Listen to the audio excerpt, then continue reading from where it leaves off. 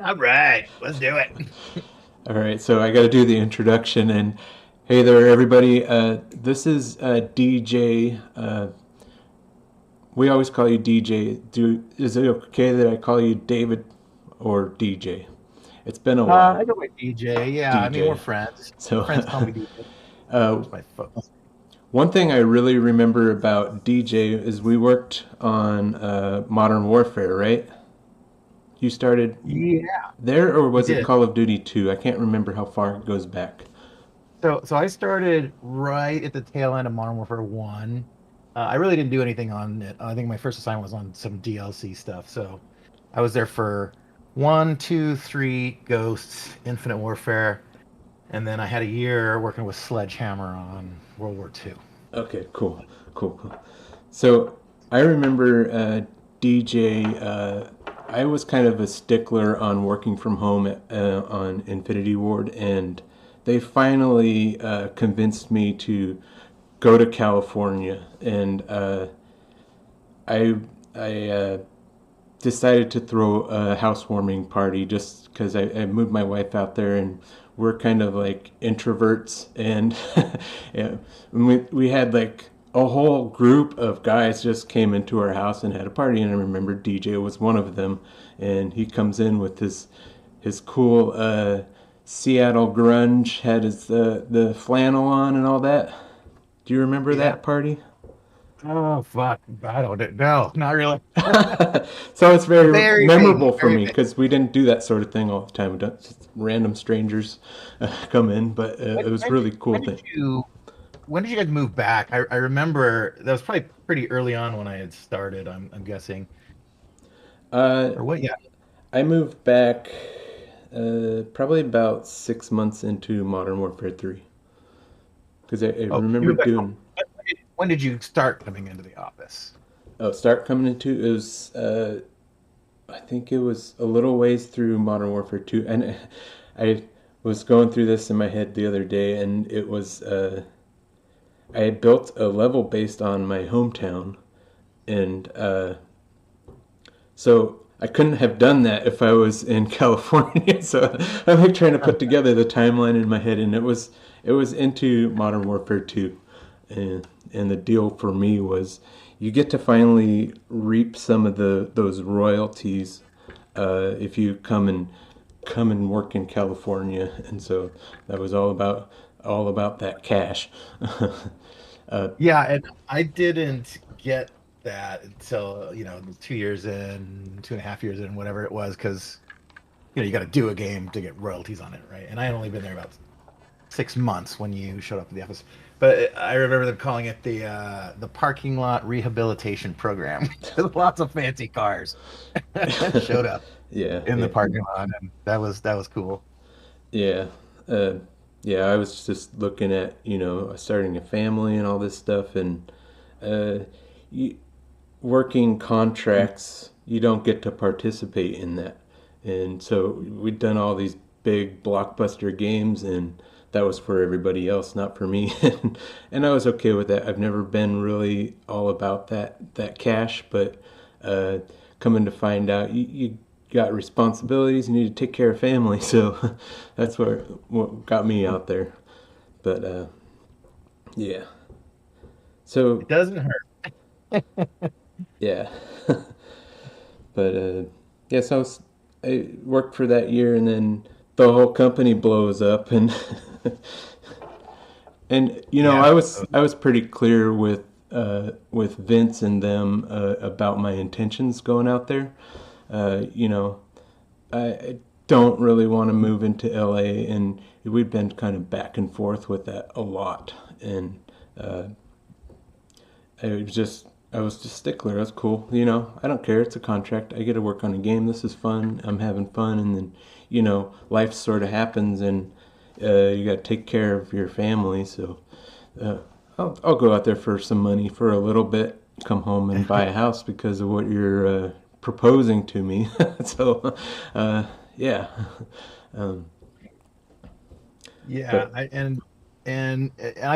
I feel you too. I'm no longer in LA. Although I was born and raised there. At the time I had moved to LA again I was 8 years in Seattle working on Halo and a bunch of other stuff.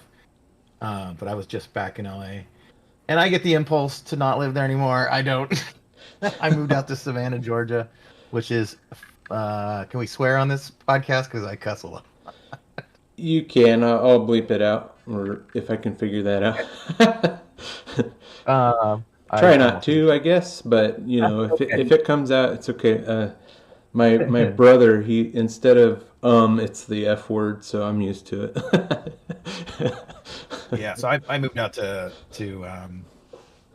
Savannah, and you kind of like were the spearhead of work from home. Although you were contract and weren't participating in royalties, so you moved to LA. They eventually let you leave again, and stay. I think did you get to stay on payroll Yeah, and yeah. get real? Well, it was a really sweet deal. I was like, I made the monies. I'm ready to go home. Everybody there kind of knew what I was about, and uh, it's a good thing to be honest in a situation like this. Yeah, I'm And taking your time and all this stuff. So, but this is what my intentions are, and it came down to it. I was ready to bail out. Hey, do you got any? I can maybe do some contract work from there, but I just want to go home. and and where was home for you? I forget, Oregon or something. I'm Vancouver, Washington is right across the river from Portland, Oregon. Yeah, I So got an aunt that lives in Vancouver, Washington. so Nice. there, it's not Seattle. It's still 3 hours away from Seattle, but Yep. so people are always like, "Well, you can go find something in Seattle," and I've actually done that before, and I've come to find out that that's not a whole lot different than LA in terms of like how long it takes to get home. You could fly a plane Yeah. for 2 hours, or you can drive for three. Yeah. And Seattle is now more expensive than LA, which blows my mind. Yeah, That happened a couple years ago. yeah. So I'm in a unique position of trying to find my way back, but the whole industry is kind of. I don't know if you're experiencing that. What are you up to these days? Yeah, yeah. Thanks for asking. So I left Infinity Ward after 10 years. I was a department head. I was the head of the effects department for 8 of those 10 years. After my boss, Mr. Robot G, left, who was amazing. I learned so much from him. He was super great. Um, and my plan was to semi-retire, but I missed and started a company instead. So I am It's the CEO now of Undertone Effects. Um, and we've got 17 people, 18 people right now, wow, and we're that's just cool. sort of hired guns for effects for other studios. We're working on Diablo 4 right now. We're working on Destiny 2. We're on 2 unannounced projects. Um, Last year we got to do Mortal Kombat 1 and Star Wars Survivor. And yeah, it's been cool. Wow, that's cool. Yeah, Bouncing around to a bunch of projects that are awesome. Yeah, it's nice trying out different styles. yeah, cool. Uh, what is one of your favorite achievements of all time as a VFX? I know you got to. I think it was you and Robert that got to blow up the Eiffel Tower and sort of things. I have my imagination, but what was your favorite moment that you got to be involved with? Yeah, yeah, good question. Yeah, we did that. That is in my demo reel to this day. That was a fun scene to do. Um, I think the favorite one thing I was involved in, which I wasn't exactly hands-on in Ghosts. We did a scene. It was it's really the opening of the game where your San Diego, like those rods of God hit it and almost Oh like yeah. nuke functionally, and then the player is like running through a town that's collapsing into like the cavity that just got created by this kinetic nuke essentially. And the streets are cracking apart. It's moving out from under your feet, which is technically a hard thing to do. You're running through buildings. There's buildings collapsing around you. Um, we ended up winning a VES award for that scene. I have two VES awards under my belt Nice. now. Yeah. One of four people in the world with that distinction in the real time category. Um, and it was a long it was a big effort to just get to the place that could be accomplished in the Call of Duty engine. So I think when we're coming off of Modern Warfare 3 and we're planning for the next one, like I think video games these days are close to or on par with film rendering in some areas, in lighting, in environments, um, sometimes in characters. Given enough effort and time put into it, um, they look just as good in video games as in some TV shows. Yeah, yeah. I But remember Ghost was. We had a lot of cool new technologies on Ghost and developments. Remember hearing about Houdini and all these cool new things, and we were hiring movie VFX artists, right? With the Yeah, that's background in exactly right. movies and cinema and all that. Yeah, and that's kind of what led to it is, it was sort of my intention to like the one thing that is nowhere near, TV and film quality is the effects, right? We've got sprites, our particle count was like 3,000 they, you could Yeah, put in there at a time. So you had to do everything with, flipbook textures and stuff. So it was sort of like my mission to see, well, how close can we get? Like, what exactly is stopping us? On a film, Weta has got a simulation farm and can spend, yeah. a day and a half To render across 2 seconds of 50 computers yeah, to render a frame, like yeah, one yeah. frame, right? Or days per For frames, not frames per second. Yeah, days per frames, not frames, exactly. And we have the math is 16.6 milliseconds, and we when we're measuring our work, it is in nanoseconds. It's in billionths of a second. How like if I'm Yeah, looking yeah. for, oh man, frame rate's dropping, why? I will step through all the effects and look at each layer in the billionths of a second that it took. That's what we're measuring, right? So in that 60th of a second that we have to simulate everything and draw a frame and update the AI and all that stuff. um, yeah, that was sort of my mission, is like, well, what is stopping us and how close can we get? And I started with, like, I looked at some films online. I think 2012, the movie with John Cusack, where everything's, LA is falling apart. And Yeah. I looked at some footage of it, and there's this one scene of this house that's like crumbles and comes down. And I sat there and I kind of analyzed it. I'm like, well, how close to this could we get? And there's several problems to solve here. There's like, you know, at the time, in order to do destruction, like if you have a model and you shoot it, say like a crate, with a chicken in it or something. You might have a little animated chicken, and you might have a crate model, and you could chop that up into 12 pieces or something, and then have some little dust poof and some little particles with splinters. Um, but how? I sat there and I counted, like, how many major chunks of this house are falling down in this sequence. I'm like, well, really, it's only about maybe 100 or 200. But at the time, like, in order to do that, it's an animated model that has time and stuff. We Hmm. only supported like 100 pieces in an animated mesh, 100 bones. So I'm like, okay, well, we need some new tech for that. We need to just be able to take a model and chop it up however we want and let it all happen.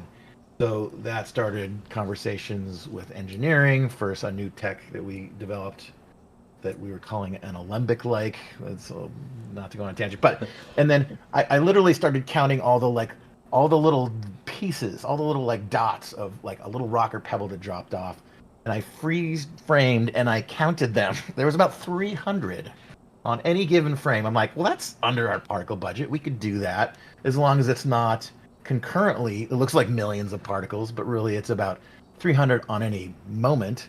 Yeah. It's like, okay, that's doable, but we need it to happen normally on a particle system in a game engine. And excuse me, stop me if I'm rambling too long, No, but it's okay. I just let it go, and I don't.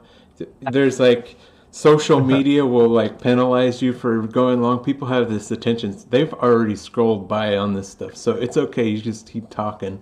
I it's don't fine. care. I'm at the point I just don't care. I want to do what I want to do. So talk away. Yeah, yeah. So, normally in a game particle system, there's like the emitter and the time and the particles, and then they kind of fly out. For a house, we need particles from like when this part cracks off, we need a bunch of shit to drip off of it. Hmm. So I wanted to do, this fracturing and animated falling apart, not just like, when you shoot something, it's like blink, it all falls apart. Smoke The particle. house, Everything's done. I want it to shake. I want the chimney to come Yeah, off, and yeah. half the house is down, and then that thing falls over. I wanted it to be a sequence. So we needed the particles to line up over time with these cracks and separations and severings.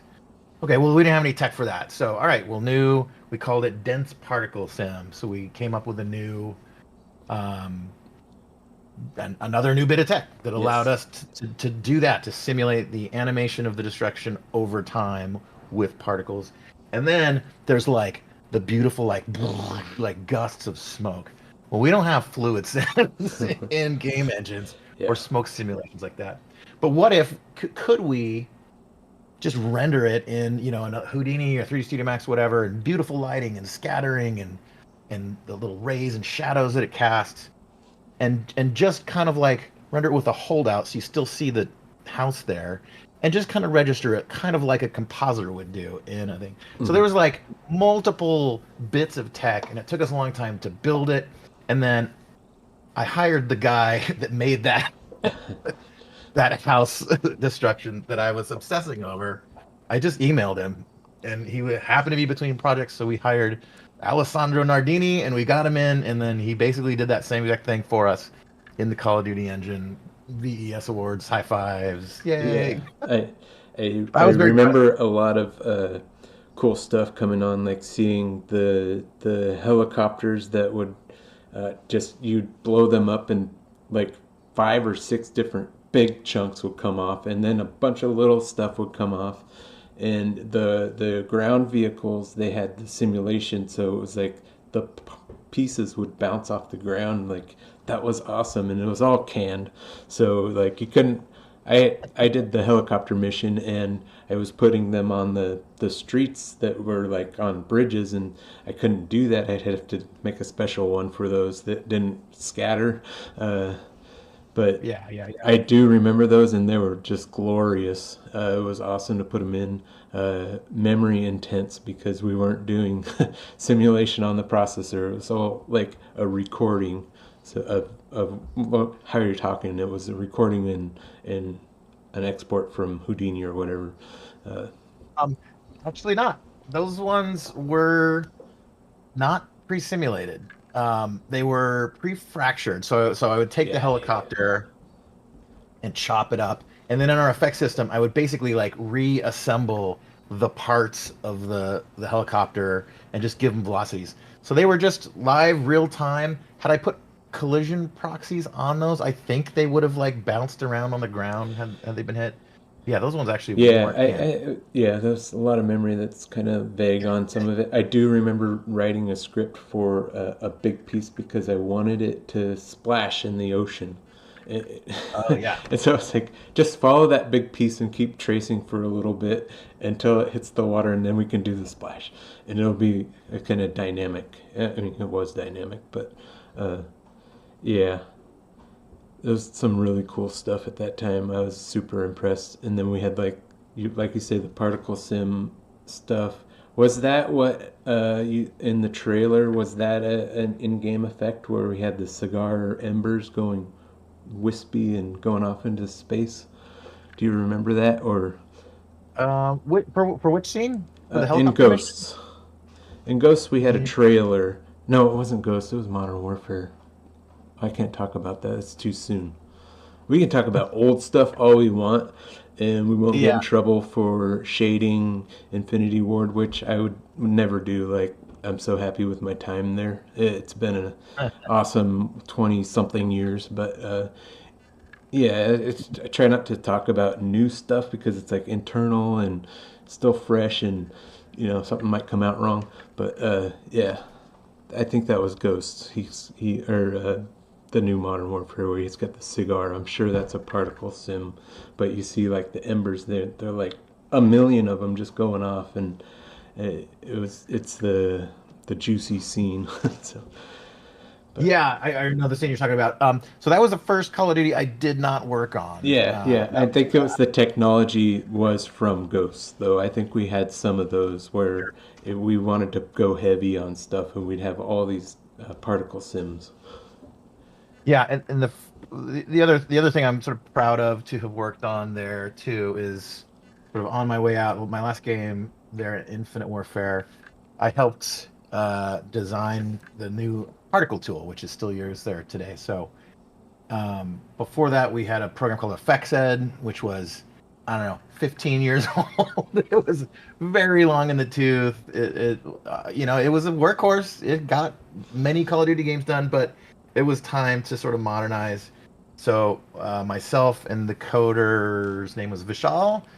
I helped spec out what would be the sort of architectural improvements and new sort of features that we wanted for a new tool. Yeah, Uh, I transitioned to tools engineer, so I Mhm. got to work on all that stuff. Yeah, And nice. I just say like I just worked on the VFX tool now. That's the extent of about how much I want to talk about that stuff. But My only lament and regret of that is the some of the fundamental core things that I wanted it to do never happened. Like the purpose for switching to a new system. We functionally got parity with the old one, and that was about it. yeah, It ran faster, so that that's was there was the there were a couple of extra benefits, but like the main thing that I wanted to happen that didn't, and I don't know if they've sorted this today, but this is kind of closer to how Niagara is built in Unreal right now, where there's a lot of data interconnection, where it is trivial to like, say, the speed of a thruster or the amount of like gas that a player is giving in a oh fighter yeah, jet. that's stuff I totally want to play with. I'm learning Unreal. You're gonna have to hang in there and show me the Yeah. booby traps because I'm going through it right now, and I'm learning Blueprint, and I'm like I don't like Blueprint. Awesome. I've got to do all this visual scripting. I don't, but I'm going through it, and it's been fun. But you're gonna have to give me some pointers there when it Yeah, comes I'd be time happy to to. do VFX. Unreal and Niagara are a lot of fun. They like our company now. We do, we're plenty of our clients have custom engines, and it's always painful compared to Unreal. Like Yeah, Unreal's just so polished and like consumer friendly, right? yeah, And they internal studios proprietary engines are never that. yeah.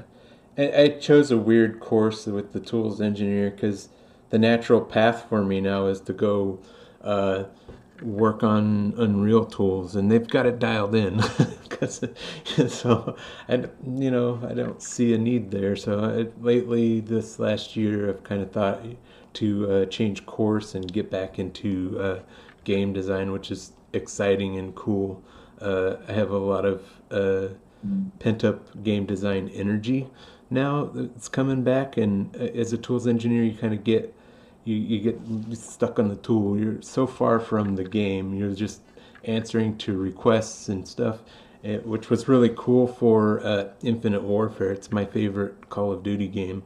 uh, I I played that game like I was a consumer, but I worked on it. It was weird. Yeah, that doesn't often happen. I remember really loving and playing the shit out of Modern Warfare 2 after we made it. Like I was super into it, but it's rare that like I worked on Halo 3 as well, which a lot of people regard as one of the best ones. But I don't know, there's something. It's almost traumatic sometimes Yeah, to go back, you're after you like, work all on the that game. You're like, stuff I did I to don't want get to this to happen. No, I don't want to. get Yeah, yeah. so I think PTSD. I've been playing through some old stuff, trying to self promote and do like walkthroughs for developers and stuff, and it does trigger a little bit of that. I'm like, I don't ever want to look back at this again, but I gotta try, you know. So, and it's kind of cool though to look back Can I show and you a thing I'm proud of that I'm working on right now? oh yeah, yeah, yeah, yeah. Let's see it. Uh, this is exciting to me. This is a pretty niche thing. I'm going to screen share. Let's see. Application screens, one, go live. Yeah. Can you see my stuff? Yep. I'm gonna try Okay. and make it so that it's center here. Not turn off. So, Oh, this is a Christian. company. Okay, there we go. Yeah, tell me when we're good. We're good. Okay. So, this is a company, Action VFX. Um, Longtime user of their products. They are a film company basically, and they film effects stock footage.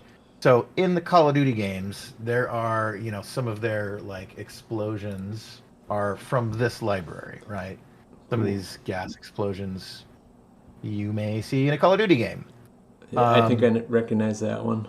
It's got the fireball yeah. in the middle. I love that one. Uh-huh. And there's a lot of ways to get explosions as effects. You can simulate them in Houdini and Embergen.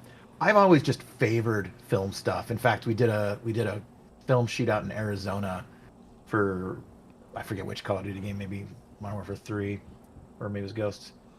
Um, but I've always just favored filmed elements. You still have to fill it out with more particles and smoke and make it 3D in a world. Yeah. Um, but you're going to have an element that's kind of like this. So I've used these forever at Activision. We had like a full license to their website. Um, but the problem was it's kind of a pain to take this. Their main target audience is film and TV for compositors, right? You can see Yeah. all this stuff in a lot of TV shows too, and movies. But it's effort to prep these for a game engine, to turn them into flip books, to make sure they don't, there's a power of two texture Hmm. with a multiple of two number of columns and rows, and that they don't touch the edge. And there's all this prep that you have to do. So like, we would have all this entire library, but only use a couple things because it was just painful to like take the time to prep it. Yeah. Um, so that is something we're working on now. We have partnered with these guys, Real Time VFX, and we are converting all of their effects to real time. Oh, cool. So here are several of them that are now live on the Unreal Marketplace, and we are in the process of converting their entire library to Unreal Engine.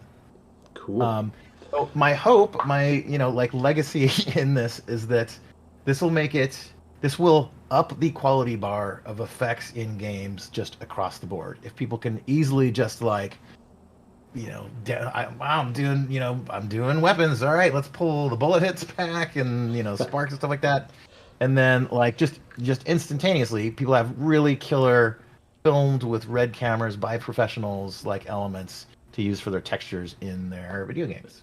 Very So nice. that's Very something I'm nice. excited Cool. That's awesome. Yeah. Again, the marketplace on Unreal is like. Hold on. Let me. I have to find the buttons. I want to make it a grid again. Okay, there we go. We're back. It's the Brady Nice. Bunch. uh, yeah, that marketplace stuff is really cool. Unreal has it in the other open game engine. Unity has their marketplace, and that's super cool. You can throw together a scene real quick, just pull in all these assets from people, and I haven't really explored that myself, but sometimes I look at people's work. They'll put out there like, this is my art portfolio, and I don't know what's what. Is that your art really, or did you just pull it from the market and slap it together? So it's Yeah, hard to I get it down makes for it, that. it kind of blurs the line there, and uh, I don't know Yeah, if you for have to sure. navigate that as a VFX artist because you're authoring the things, and that's really cool.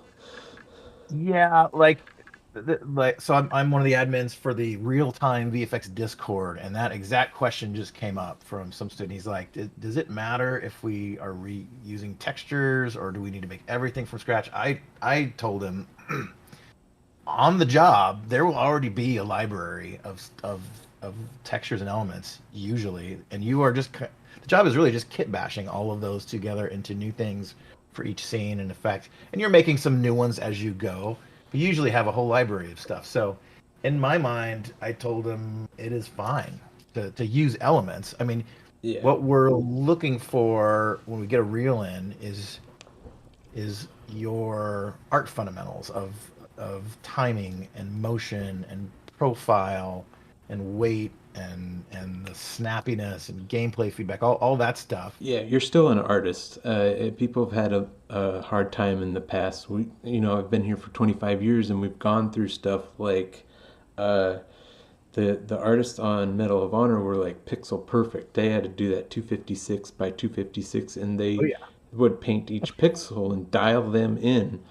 Where my train of thought and that was like you should build it at a higher resolution so you can scale up later, or you don't even need to do that, but you build it at a higher resolution, shrink it down, so then you have your 256.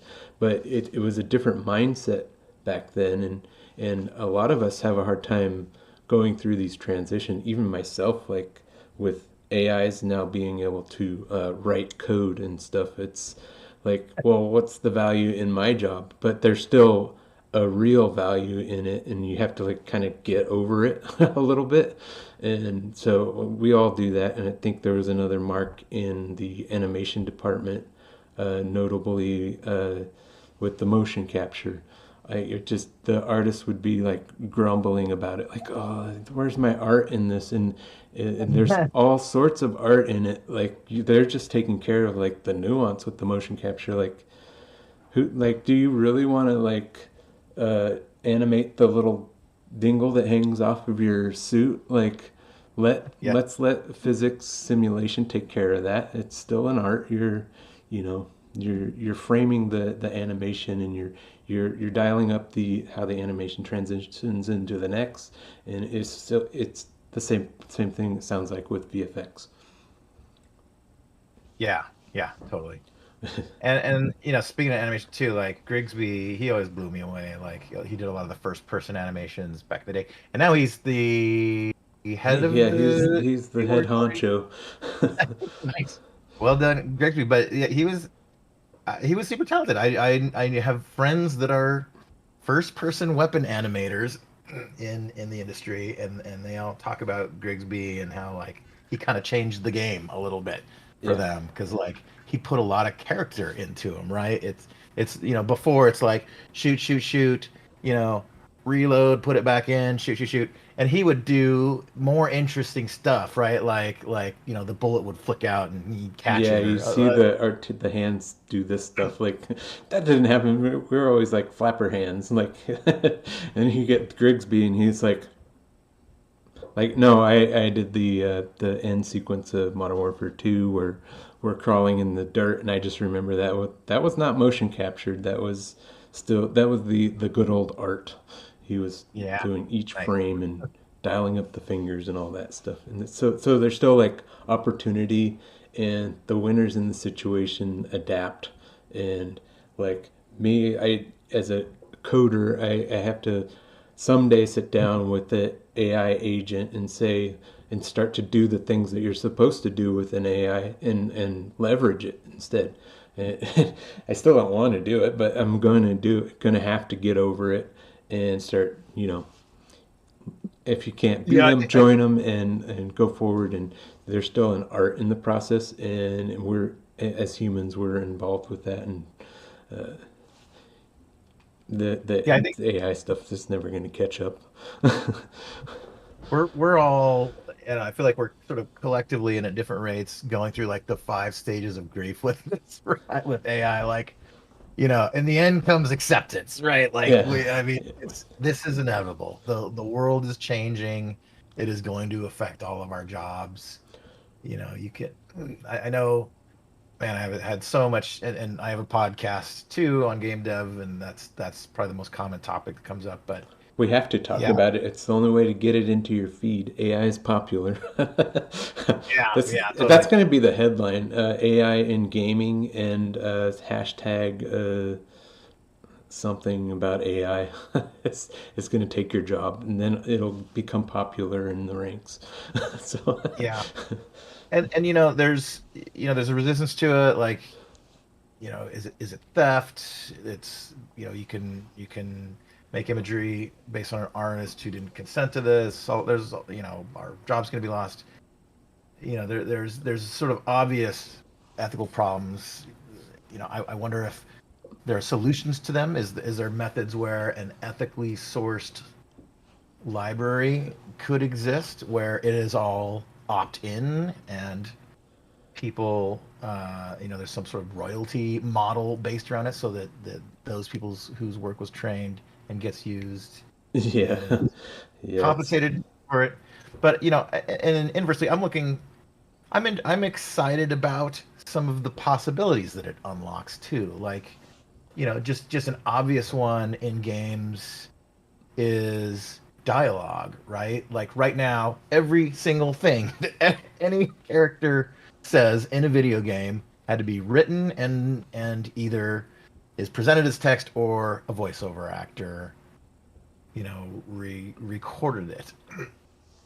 I love the idea that every single NPC in the whole world you could just have new conversations with, right? yep, Now, can that be ethically done? Can a voiceover actor like opt into this where every new line that this thing says in their voice is a payment to them? Like, I bet they sign yeah, up, yeah. that they'd be stoked, right? They don't have to work and they get paid extra.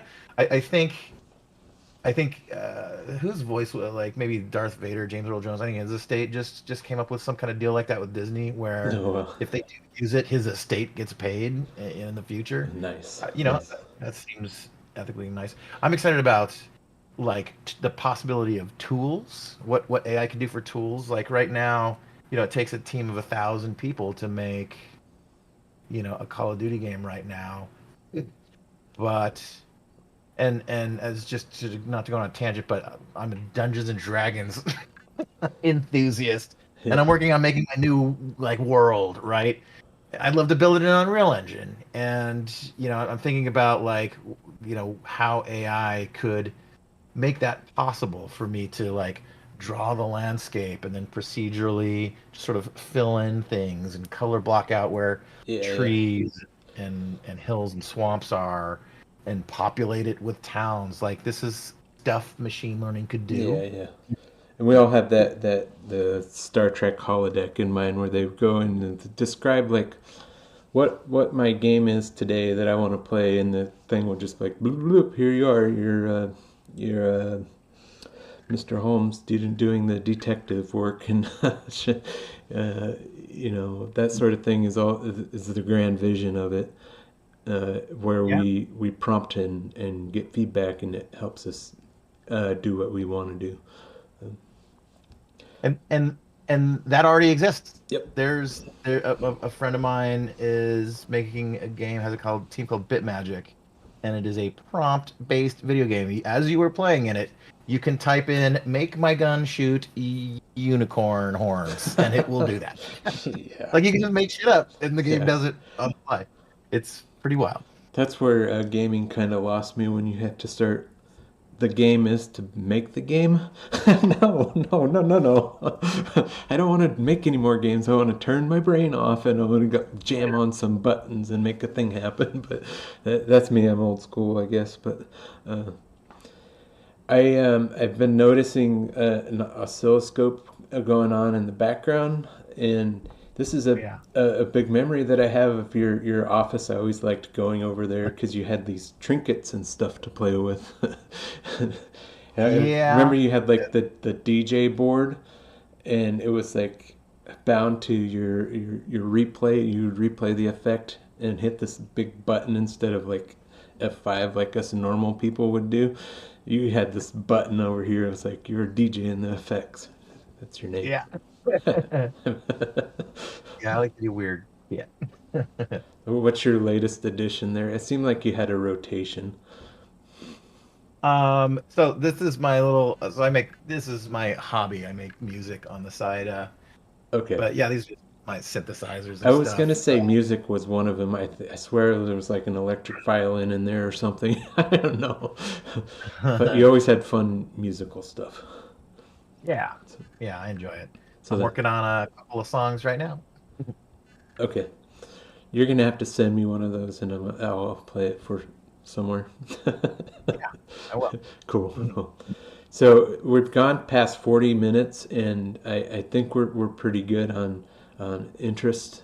You've talked about a lot of cool, interesting things, and it's been fun to catch up with you. I think we Yeah. should break, and we could do this again sometime if you want. But Yeah. really cool to talk to you, DJ. Uh, Yeah, man. It's nice to catch up. yeah. All right. Later, See you, man. Nate. Bye.